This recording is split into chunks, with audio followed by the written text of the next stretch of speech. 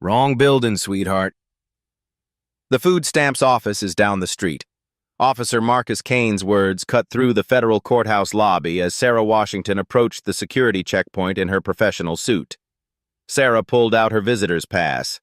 "I have business here." Kane scoffed. "What business? Baby daddy locked up again?" "I'm here for a court proceeding, officer." "Sure you are." Kane's voice turned nasty. "People like you don't belong in real courtrooms."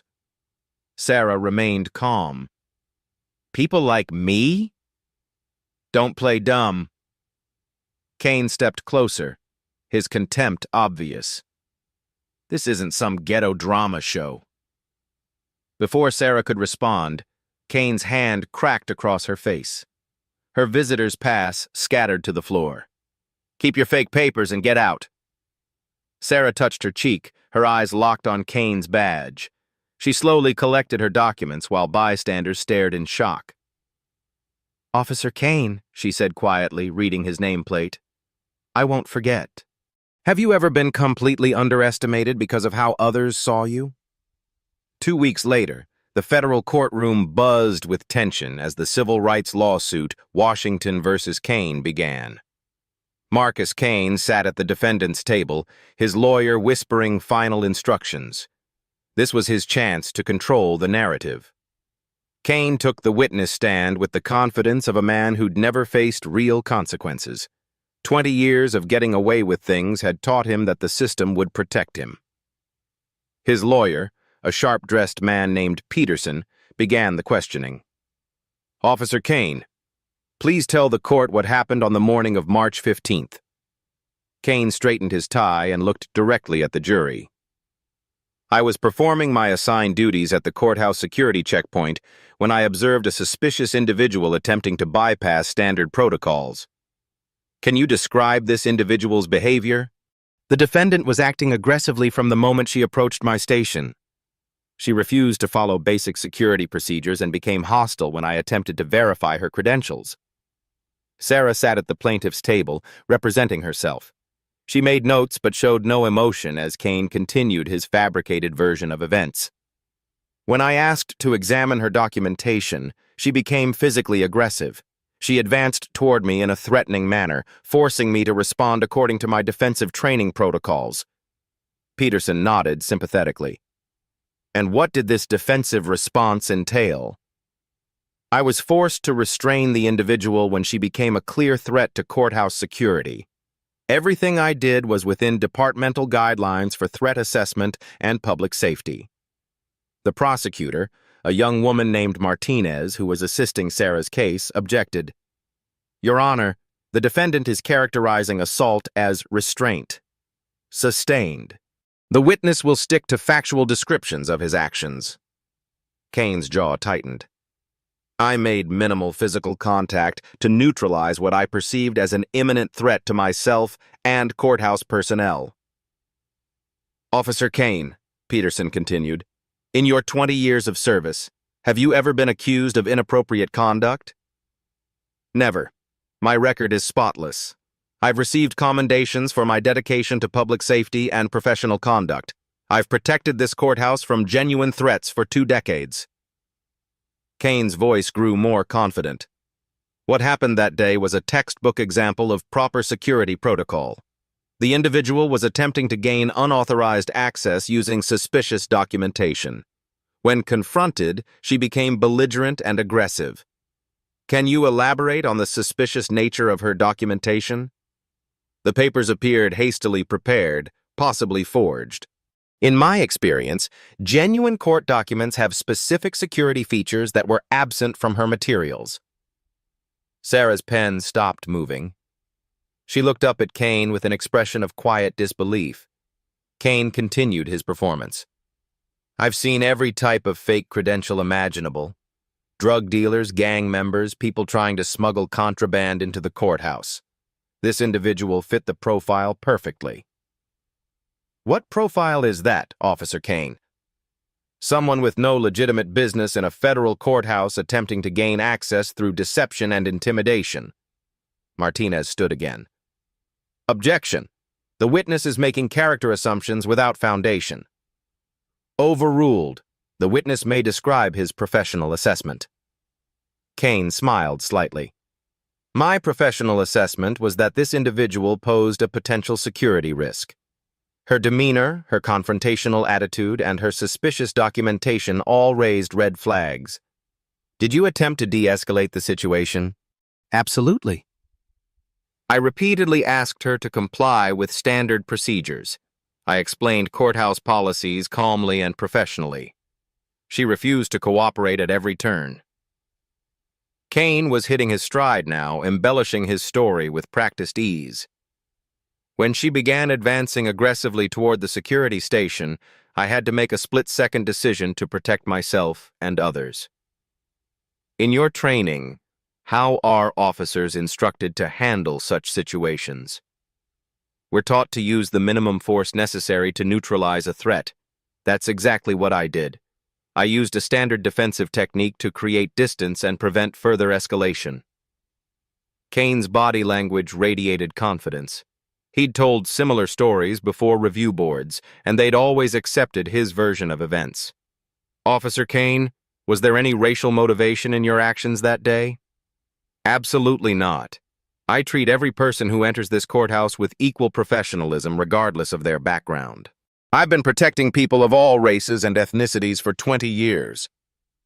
Kane looked directly at Sarah. If this individual had been white, Asian, Hispanic, or any other ethnicity, my response would have been identical. I assess threats based on behavior, not appearance.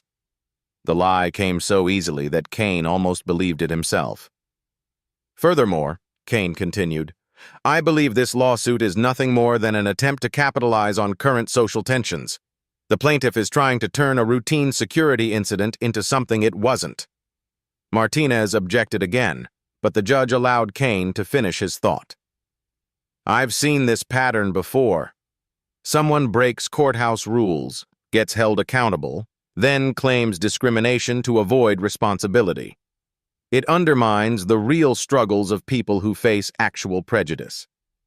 Kane's lawyer presented edited body cam footage that conveniently started after the initial confrontation.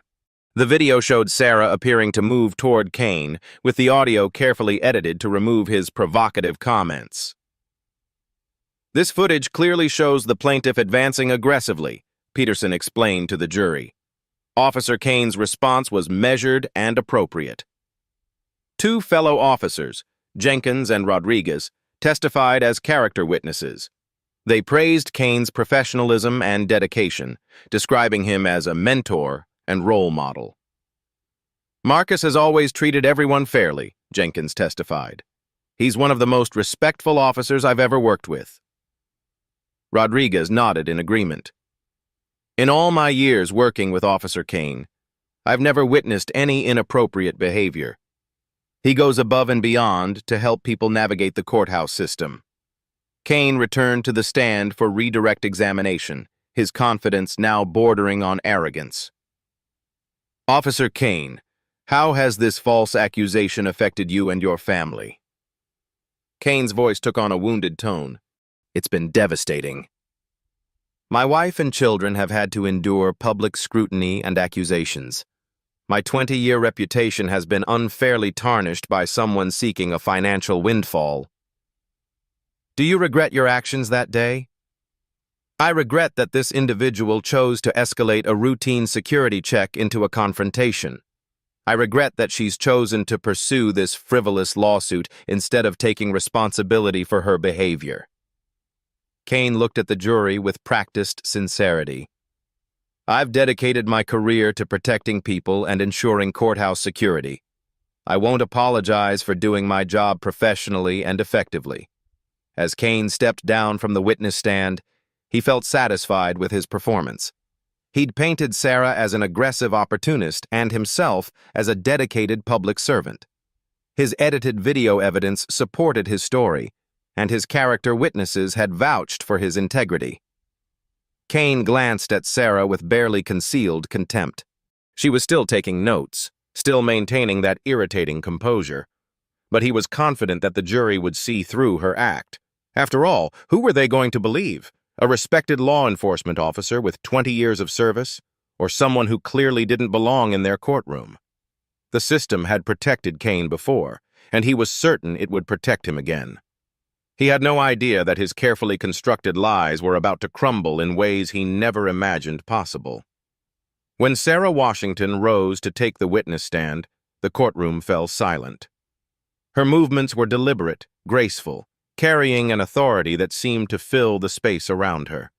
She wore a navy blue suit that spoke of understated power, and her leather briefcase, clearly expensive and well-organized, sat prominently at the plaintiff's table. "Please state your name for the record," she said, representing herself as plaintiff. "Sarah Elizabeth Washington." "Miss Washington, please tell the court what happened on March 15th at the federal courthouse." Sarah's voice was calm, precise, the kind of voice that commanded attention without demanding it.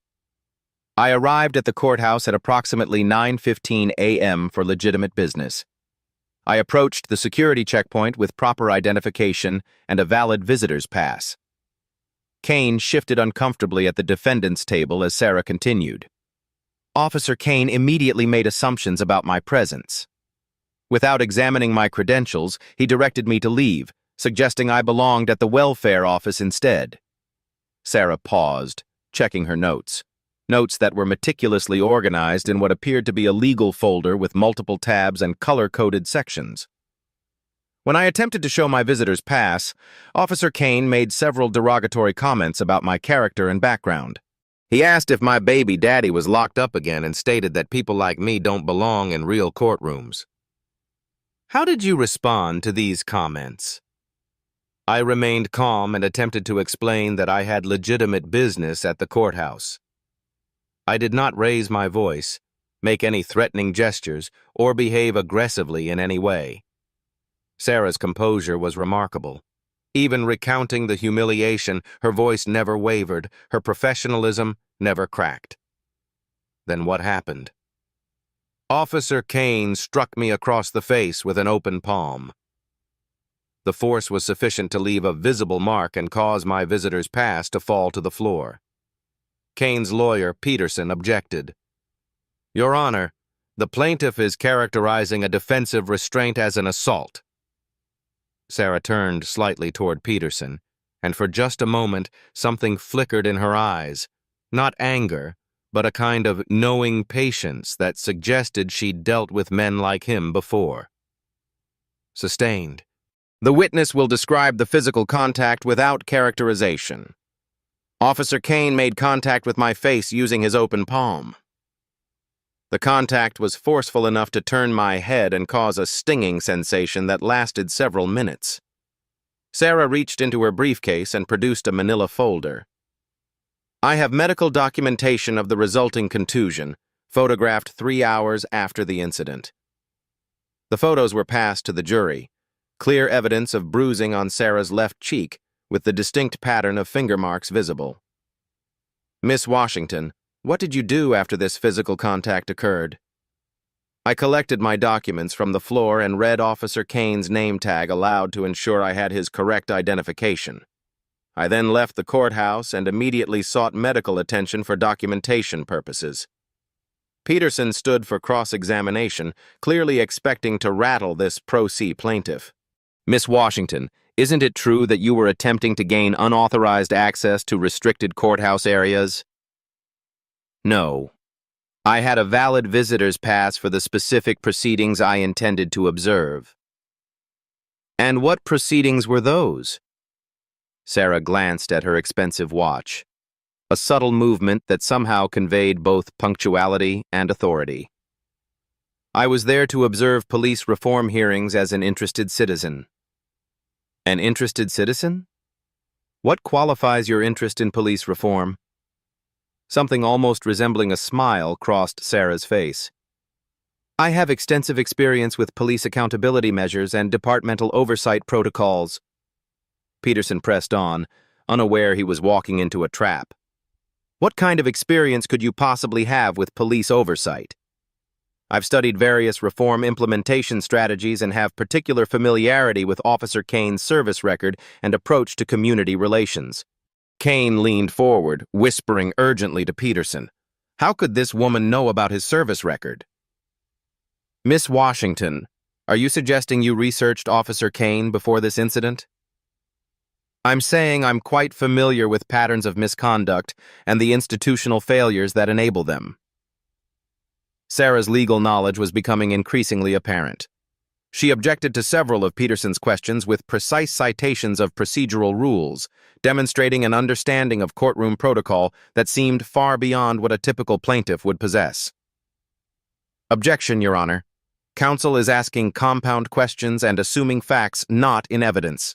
Sustained. Peterson looked flustered. This wasn't going as planned. Miss Washington, why are you representing yourself instead of hiring qualified counsel? I believe I'm quite qualified to represent my own interests in this matter. But surely someone with actual legal training would be more appropriate. Objection. Argumentative. Sustained. Sarah checked her watch again. 1:45 p.m. She seemed to be keeping track of something specific. Miss Washington, what do you hope to gain from this lawsuit? Justice, accountability, and assurance that what happened to me doesn't happen to others. Are you seeking monetary damages? I'm seeking systemic change. The money, if awarded, will be donated to police bias training programs. This answer clearly surprised Peterson. Most civil rights plaintiffs were primarily interested in financial compensation. You're not interested in personal financial gain? No. This case is about institutional accountability and the abuse of power. Sarah's responses were becoming more confident, more authoritative. She spoke about police procedures and civil rights law with the precision of someone deeply familiar with both. Miss Washington, how do you explain your extensive knowledge of police procedures and legal protocols? Sarah smiled. A real smile this time, one that suggested she was looking forward to something. All will become clear very soon.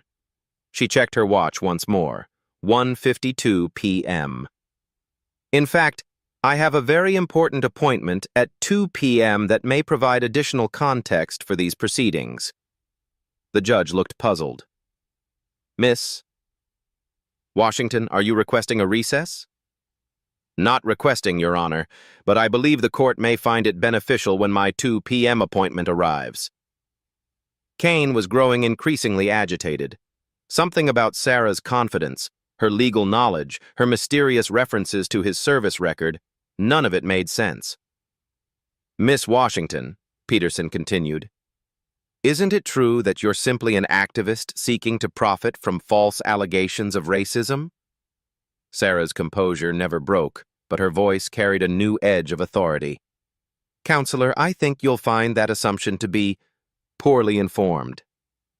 At exactly 1:58 p.m., Sarah's phone buzzed with a text message. She glanced at it, and that knowing smile returned. Your Honor, I believe my 2 p.m. appointment has arrived at the courthouse. With the court's permission, I think this individual's presence may shed considerable light on these proceedings.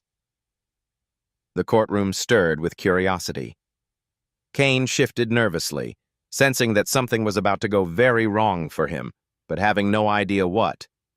Sarah Washington sat back in her chair, the picture of calm confidence, as if she'd been orchestrating this entire moment from the very beginning.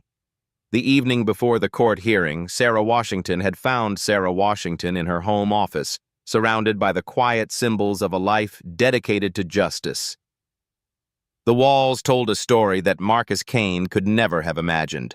Police Academy graduation photos, FBI training certificates, commendations for Detective of the Year, and Community Service Excellence.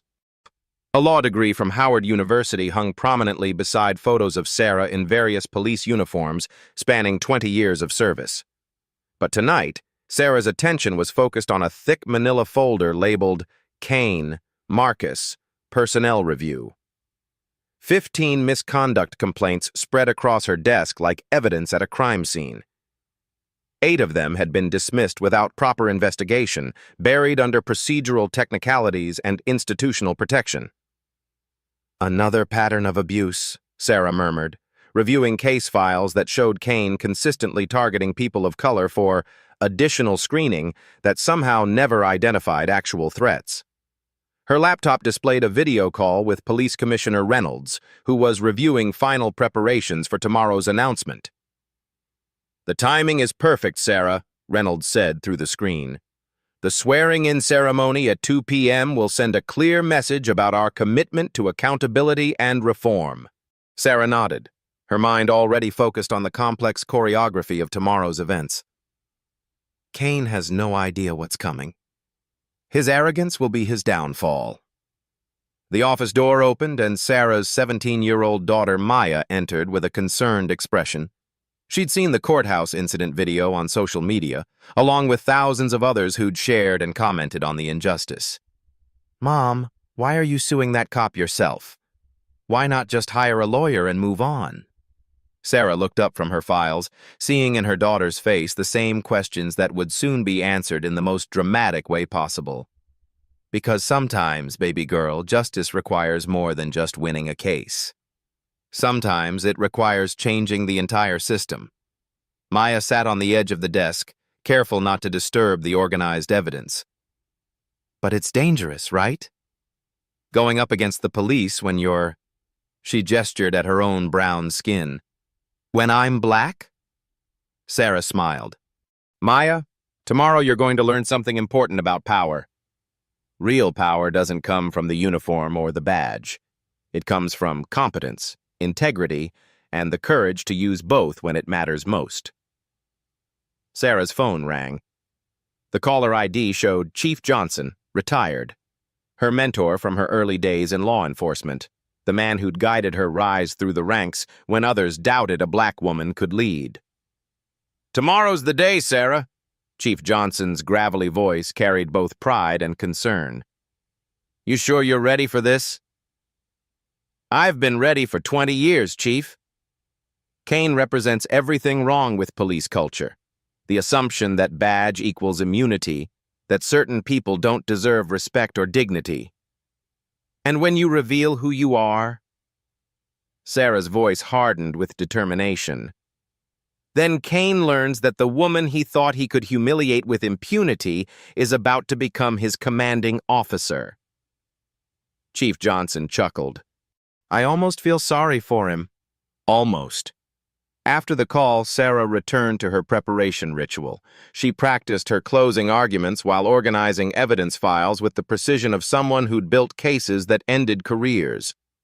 Her uniform hung ready in the closet, dress blues with 3 stars that would tomorrow transform her from plaintiff to police chief in a single moment. Maya watched her mother's methodical preparation with growing admiration. "Mom, you've been planning this whole thing, haven't you?" "Planning for justice?" "Yes, but Kane made his own choices, baby. I'm just ensuring those choices have consequences." Sarah set multiple alarms on her phone: 6 a.m. for final case review, 8 a.m. for courthouse arrival, 1:30 p.m. for the transition to police headquarters. Every detail had been considered, every timing calculated for maximum impact. "Maya, tomorrow you'll see something that doesn't happen often enough in our world. You'll see a black woman not just demand respect, but command it from a position of undeniable authority." Sarah closed the Kane personnel file and placed it in her briefcase next to her speech for the swearing-in ceremony. 2 documents that would end one career and officially begin another. "What happens to Officer Kane after tomorrow?" Sarah's expression was thoughtful but resolute. "He faces the consequences of his actions. Real consequences, from someone who has the power to enforce them." As midnight approached, Sarah reviewed her timeline one final time. Court testimony in the morning, building the case methodically. Then, at exactly 2 p.m., the moment when Marcus Kane would discover that the woman he'd humiliated was about to become the most powerful person in his professional world. "Tomorrow at 2 p.m., Sarah said quietly, "everything changes." She turned off the lights in her office, but the weight of tomorrow's revelation filled the darkness. Marcus Kane had no idea that his victim was about to become his judge, jury, and commanding officer all at once. The second day of proceedings began with a shift in momentum that Kane couldn't have anticipated. Sarah's legal team, she had quietly retained counsel for evidence presentation while maintaining her pro se status for testimony, entered the courtroom carrying boxes of materials that made Kane's confidence begin to crack. Attorney Williams, a respected civil rights lawyer who'd been working behind the scenes with Sarah, approached the bench with the gravity of someone about to detonate a bomb. Your Honor, we have obtained significant evidence that directly contradicts the defendant's testimony and reveals a disturbing pattern of misconduct that extends far beyond this single incident. Peterson immediately objected. Your Honor, any additional evidence should have been disclosed during discovery. The evidence was obtained through public records requests that were fulfilled yesterday evening, Williams replied smoothly. We're prepared to authenticate everything through proper channels. Judge Martinez nodded. Proceed, but I want a proper foundation for all exhibits. Williams moved to the prosecution table where a laptop was connected to the courtroom's display system. Your Honor, we will present unedited security footage from 4 different camera angles at the federal courthouse, obtained directly from the courthouse security office. Kane's face went pale. His edited body cam footage had conveniently started after his initial confrontation with Sarah, but courthouse security cameras ran continuously. Ladies and gentlemen of the jury, Williams began, you are about to see what really happened on March 15th. The first video began playing. The timestamp showed 9:14 a.m., 1 minute before Sarah's arrival. Kane was visible at his security station, laughing with a colleague about something on his phone. Note the defendant's relaxed demeanor, Williams narrated. He shows no signs of being on high alert for security threats. At 9:15 a.m. exactly, Sarah entered the frame. Her professional appearance and confident stride were undeniable. She approached the checkpoint with her visitor's pass already visible in her hand. The audio was crystal clear. Kane's voice. Wrong building, sweetheart. The food stamps office is down the street. Sarah's calm response. I have business here. Kane, without even looking at her pass. What business? Baby daddy locked up again? The jury could see Sarah's composure, her attempt to explain her legitimate purpose, Kane's escalating aggression without any provocation from her. Then came the moment that destroyed Kane's entire defense. I'm here for a court proceeding, officer. Sure you are. People like you don't belong in real courtrooms. People like me? Don't play dumb. This isn't some ghetto drama show. And then, with Sarah standing completely still, her hands at her sides, Kane's open palm struck her face with a sharp crack that echoed through the courthouse lobby. The jury watched in stunned silence as Sarah touched her cheek, collected her scattered papers with dignity, and quietly read Kane's name tag before walking away. Williams paused the video. Ladies and gentlemen, Officer Kane testified under oath that Ms. Washington was aggressive, threatening, and advancing toward him. The video evidence clearly shows this testimony was false. Peterson was frantically whispering with Kane, whose face had gone from pale to ashen gray. Williams continued with additional evidence that made Kane's situation progressively worse. We also obtained Officer Kane's complete body cam footage from that day. The defense's edited version played side by side with the complete footage. The manipulation was obvious. Critical portions showing Kane's verbal abuse and the unprovoked slap had been deliberately removed. The defense presented edited footage that removed the most damaging evidence of Officer Kane's misconduct. This represents not just perjury, but tampering with evidence in a federal proceeding. Medical examiner Dr. Patricia Carter took the stand to testify about Sarah's injuries. Her analysis was damning. The bruising pattern on Miss Washington's face is entirely consistent with being struck by an open palm. The force required to create this level of tissue damage indicates significant impact. There are no defensive wounds or signs that Miss Washington was engaged in any physical struggle. Dr. Carter displayed enhanced photographs that showed the clear outline of fingers across Sarah's cheek.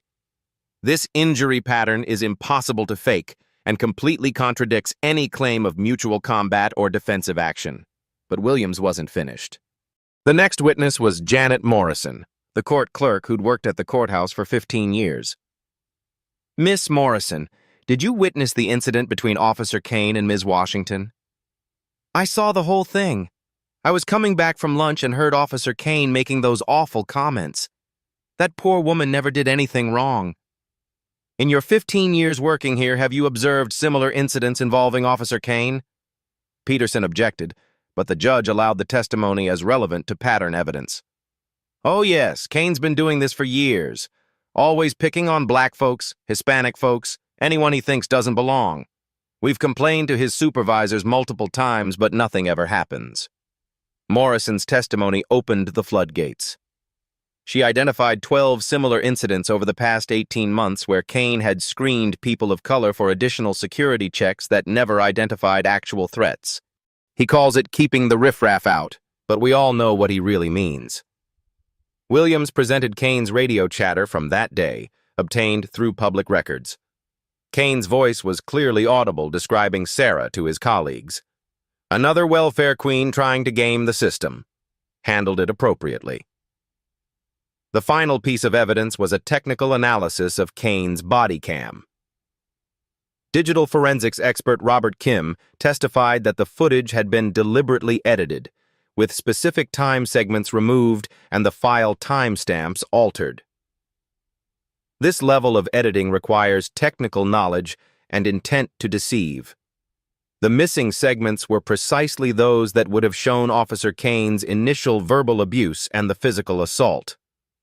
Kane was visibly sweating now, his confident demeanor completely shattered. He kept glancing at the exit as if considering escape. But Williams saved the most damaging evidence for last. Through public records requests, Sarah's team had obtained Kane's complete personnel file, including the 15 misconduct complaints that had been buried or dismissed.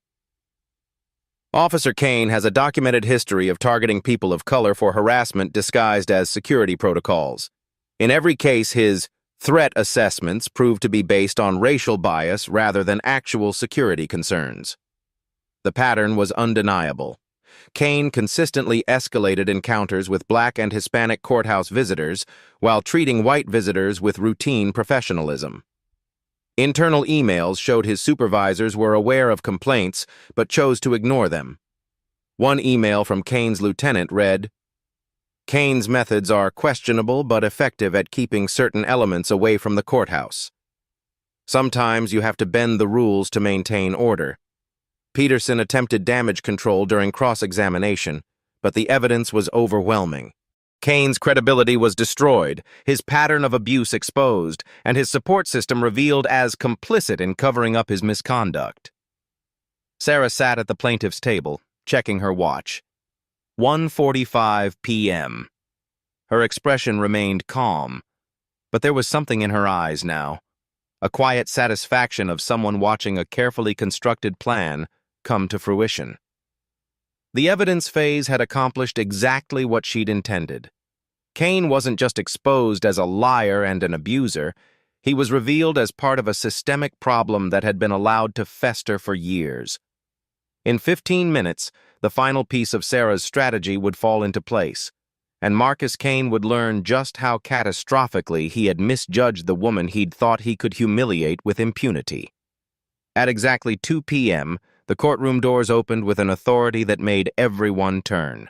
Police Commissioner Reynolds entered, his dress uniform crisp and commanding, followed by 2 senior officials carrying a formal document case.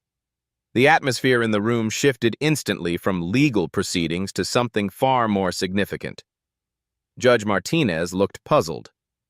Commissioner Reynolds, this is highly irregular. We're in the middle of proceedings. Your Honor, I apologize for the interruption, but I have an official announcement that directly pertains to these proceedings and cannot be delayed. Sarah Washington slowly rose from the plaintiff's table, her movement drawing every eye in the courtroom. For the first time since the trial began, Kane noticed something different about her posture. Not the posture of a victim seeking justice, but the bearing of someone who commanded it. Commissioner Reynolds' voice carried through the silent courtroom with formal authority. Ladies and gentlemen, it is my honor to announce that effective immediately, Sarah Elizabeth Washington has been sworn in as the new chief of police for our metropolitan area.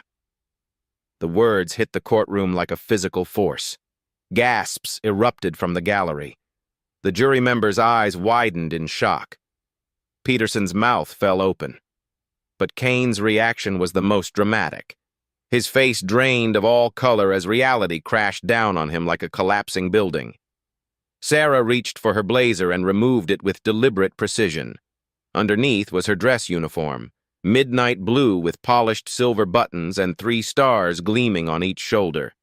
20 years of service ribbons decorated her chest, including commendations for bravery, community service, and leadership excellence. The transformation was stunning. The plaintiff seeking justice had become the ultimate authority figure in law enforcement. The woman Kane had dismissed as belonging at the welfare office was now the highest-ranking police officer in the jurisdiction. "Chief Washington," Judge Martinez said, clearly struggling to process the revelation, "would you please confirm your new position for the record?" Sarah's voice carried a new weight of authority that filled every corner of the courtroom. "Yes, Your Honor. I am Sarah Elizabeth Washington, Chief of Police, sworn in this morning with full authority over all departmental personnel and operations." Her eyes found Kane's across the courtroom. He looked like a man watching his entire world collapse in real time. "This includes," Sarah continued with quiet precision, "full supervisory authority over Officer Marcus Kane and the power to make immediate personnel decisions regarding his continued employment." Kane's breathing became shallow and rapid.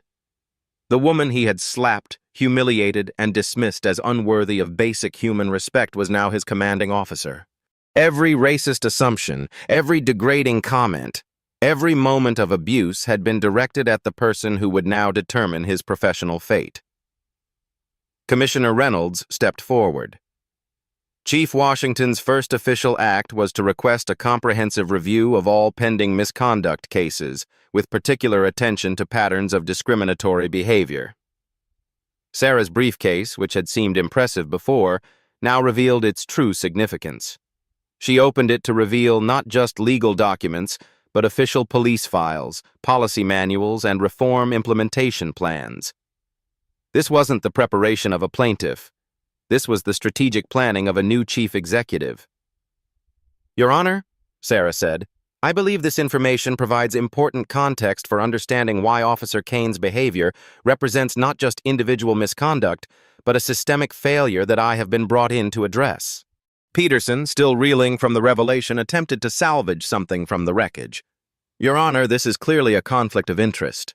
The plaintiff cannot also be the defendant's supervisor." Sarah's response was swift and legally precise. "Counselor, my appointment as chief occurred after the incident in question and after this lawsuit was filed. There is no legal conflict, only accountability." Kane finally found his voice, though it came out as a strangled whisper. You planned this whole thing." Sarah turned to face him directly, her 3 stars catching the courtroom lights. "Officer Kane, I plan to seek justice for an unprovoked assault. The fact that you assaulted your future commanding officer speaks to your judgment, not my planning." The power dynamic had shifted so completely that it seemed to alter the very physics of the room. Kane, who had entered these proceedings as a confident defendant backed by 20 years of institutional protection, was now a subordinate officer facing his new chief in federal court after being exposed as a liar and an abuser. "Furthermore," Sarah continued, "effective immediately, you are suspended without pay pending the outcome of these proceedings and a comprehensive internal investigation into the pattern of misconduct revealed by today's evidence." Kane's lawyer was frantically shuffling papers, clearly unprepared for this development. The jury sat transfixed, watching a real-time demonstration of justice and accountability that none of them had ever witnessed. Sarah checked her watch one final time. 2:05 p.m. Everything had gone exactly according to plan. The woman Marcus Kane had thought he could humiliate with impunity had just revealed herself as the most powerful person in his professional world. His career, his reputation, and his future were now in the hands of the person he'd treated as less than human. Justice was about to be served by the very person Kane had wronged, and she had the authority to make it stick. With her new authority revealed, Sarah Washington approached the witness stand where Marcus Kane sat like a cornered animal. The roles had reversed so completely that the courtroom felt like a different universe from an hour earlier. Now it was Chief Washington conducting what amounted to an official investigation into her own assault. "Officer Kane," Sarah began, her voice carrying the unmistakable authority of command, "let's discuss your pattern of behavior toward people of color at the courthouse." Peterson objected weakly. "Your Honor, the plaintiff cannot interrogate the defendant." "Your Honor," Sarah replied smoothly, "I am now appearing in my capacity as Chief of Police conducting official questioning of a subordinate officer regarding documented misconduct.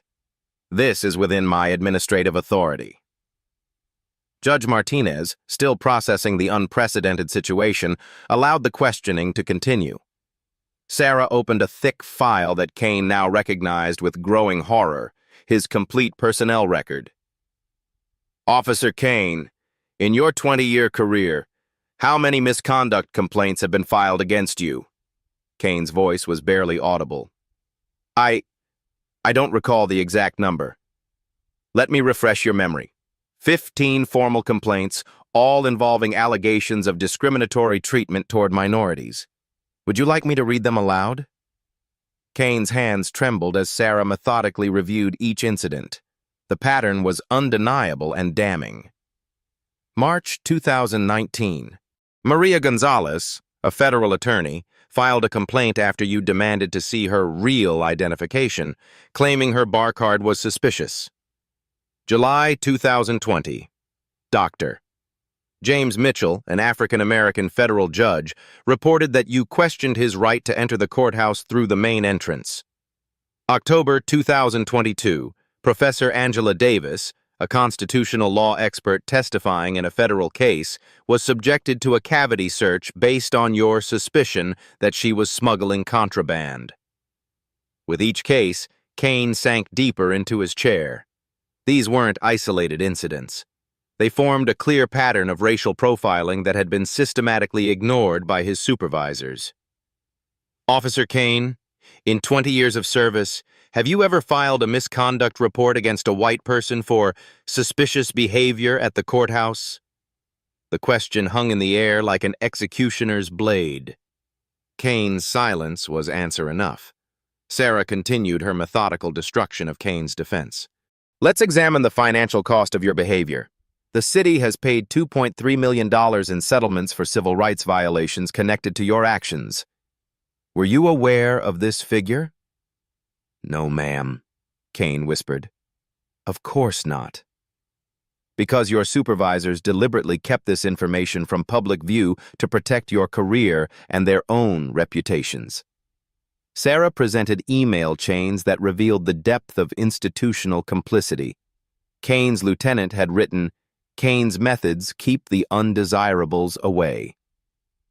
Sometimes the end justifies the means. His captain had responded, "As long as no one complains, let him handle security his way." Sarah's voice grew harder. "Officer Kane, you didn't just abuse individual citizens. You trained junior officers in discriminatory practices. How many officers did you mentor in your screening techniques?" Kane's lawyer attempted to object, but Kane was beyond help now. 5 or 6, he admitted. "And did you teach them to profile based on race?" "I taught them to identify threats." "Threats?" Sarah's voice carried lethal precision. "Dr. Mitchell was a threat? Was Professor Davis a threat? Maria Gonzalez, who prosecuted federal crimes for 12 years, was a threat." Each name hit Kane like a physical blow. These weren't anonymous victims. They were accomplished professionals who'd been humiliated by his prejudice. Sarah pulled out victim impact statements that painted a devastating picture of Kane's effect on the community. Parents are afraid to bring their children to the courthouse. professionals who changed their court schedules to avoid Kane's shifts, law students who questioned whether the justice system truly served everyone equally. Officer Kane, do you understand that your actions damaged not just individual citizens, but public trust in law enforcement itself? Kane was crying now, the weight of his exposed behavior crushing whatever remained of his dignity. I was trying to do my job. Your job, Sarah said with quiet fury, was to protect and serve all citizens equally. Instead, you turned the courthouse into a place where people of color were presumed guilty until proven worthy of your approval. Sarah presented financial records showing that Kane had cost the department millions in settlements, training programs, and administrative overhead. His discriminatory behavior had become a budget line item. Officer Kane, effective immediately, you are terminated from the police department for conduct unbecoming, a pattern of civil rights violations, and bringing dishonor to the badge. The words hit Kane like a final judgment. 20 years of career, pension, benefits, all gone in a single sentence from the woman he'd thought he could humiliate without consequence. Sarah closed Kane's personnel file with finality. Badge and weapon, Officer Kane. Your law enforcement career is over. Kane's transformation from confident abuser to broken ex-cop was complete. The system that had protected him for decades had finally found someone with both the authority and the courage to hold him accountable. The packed courtroom buzzed with anticipation as Chief Sarah Washington prepared to deliver her closing argument. Media crews had arrived after word of the dramatic identity reveal spread, and community members filled every available seat. This had become more than a civil rights case. It was a referendum on police accountability and justice itself. Sarah stood before the jury, her 3 stars reflecting the courtroom lights, but her demeanor remained grounded and accessible despite her revealed authority. Ladies and gentlemen of the jury, 3 hours ago I stood before you as a plaintiff seeking justice for an unprovoked assault. I stand before you now as Chief of Police, but my message remains the same. No one is above accountability, regardless of their badge or position. Her voice carried both personal conviction and professional authority. You have seen overwhelming evidence that Officer Kane committed assault and violated my civil rights. But this case represents something larger than one incident between 2 people. Sarah gestured toward Kane, who sat slumped in defeat at the defendant's table. Officer Kane believed he could act with impunity because the system had always protected him. 15 complaints ignored. $2.3 million in taxpayer money spent covering up his misconduct. Junior officers trained in his discriminatory methods. The jury listened intently as Sarah painted the broader picture. This case is about whether we accept a justice system where some people are presumed worthy of respect while others must earn it through proving their status. Officer Kane didn't assault me because I was threatening. He assaulted me because he assumed I didn't belong. Sarah's voice grew stronger. When Officer Kane told me the food stamps office was down the street, he revealed his worldview. When he asked about my baby daddy, he exposed his prejudices.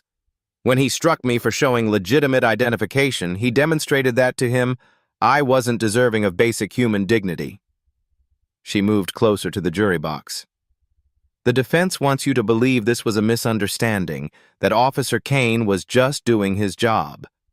But his job was never to humiliate citizens based on their appearance. His job was to protect and serve everyone equally. Sarah opened her briefcase one final time, pulling out the original visitor's pass that Kane had struck from her hand. This piece of paper represents more than just my right to enter a courthouse. It represents every citizen's right to access justice without being presumed unworthy because of their race. Peterson rose for his closing argument, but his position had become hopeless. Ladies and gentlemen, Officer Kane made a mistake, but destroying a 20-year career over one incident serves no one's interests. The words felt hollow in the face of the evidence presented. Peterson tried to portray Kane as a dedicated public servant overwhelmed by stress, but the pattern of misconduct made such arguments laughable. My client asks for your understanding and forgiveness. He has a family to support and has dedicated his life to public service. Sarah's rebuttal was swift and decisive. Counselor speaks of Officer Kane's family, but what about the families he terrorized? What about Dr. Mitchell's children, who watched their father be humiliated for the crime of being black in a courthouse? What about Professor Davis's students, who learned that expertise and credentials don't protect you from prejudice? The emotional weight of Sarah's words filled the courtroom. Forgiveness is important, but it cannot come without accountability. Officer Kane had 20 years to change his behavior, 20 years of complaints that should have prompted reflection and reform. Instead, he doubled down on discrimination. Sarah's closing was reaching its crescendo. I became a police officer 20 years ago because I believed in justice. I pursued law enforcement leadership because I wanted to ensure that the badge represents protection for all citizens, not intimidation for some. Her voice carried both personal pain and professional resolve. Today, you have the power to send a message that abuse of authority will not be tolerated, that civil rights violations have real consequences, and that justice applies to everyone equally. The jury deliberated for less than 2 hours. When they returned, the foreman stood with the gravity of someone announcing a historic verdict. In the matter of Washington versus Kane, we find the defendant liable for assault and civil rights violations. We award damages in the amount of $500,000 and recommend immediate criminal charges. The courtroom erupted. Community members cheered. Media crews scrambled for reactions, and Kane's remaining supporters sat in stunned silence. But Sarah's response surprised everyone. She stood and addressed the court directly. Your Honor, I respectfully decline the monetary damages. I request that the awarded amount be directed to establishing a police bias training program and civilian oversight committee. Judge Martinez nodded approvingly. So ordered. The court also recommends that the U.S. Attorney's Office pursue criminal charges for assault under color of authority and civil rights violations. Kane was immediately taken into custody as federal marshals moved to arrest him. The man who had entered the courthouse that morning as an officer with arresting power was leaving in handcuffs. Sarah addressed the media outside the courthouse, flanked by community leaders and civil rights advocates. Today's verdict sends a clear message that law enforcement officers are not above the law they swore to uphold. As Chief of Police, I commit to implementing comprehensive reforms to ensure this pattern of abuse never repeats. A reporter shouted a question. Chief Washington, do you see this as personal vindication? Sarah's response encapsulated the day's larger meaning. This isn't about personal vindication. This is about institutional accountability. Officer Kane's behavior was a symptom of a system that tolerated discrimination. Today, that system begins to change.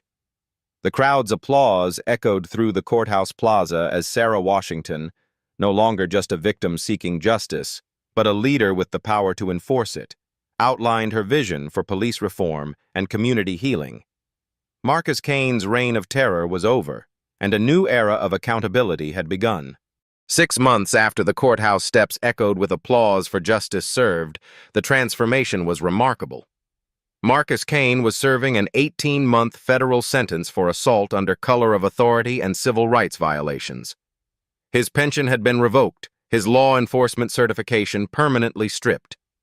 The man who once terrorized courthouse visitors now worked in the prison laundry, his uniform replaced with an orange jumpsuit, his authority reduced to nothing. Kane's family had paid the ultimate price for his prejudice. His wife filed for divorce after the trial, unable to face the community shame of being married to a convicted civil rights violator. His children changed their last name and moved across the country to escape the notoriety of their father's disgrace. But the more important changes were happening in the department chief Sarah Washington now led. Courthouse security incidents involving people of color had dropped by 78% under new protocols that emphasized dignity and respect for all visitors.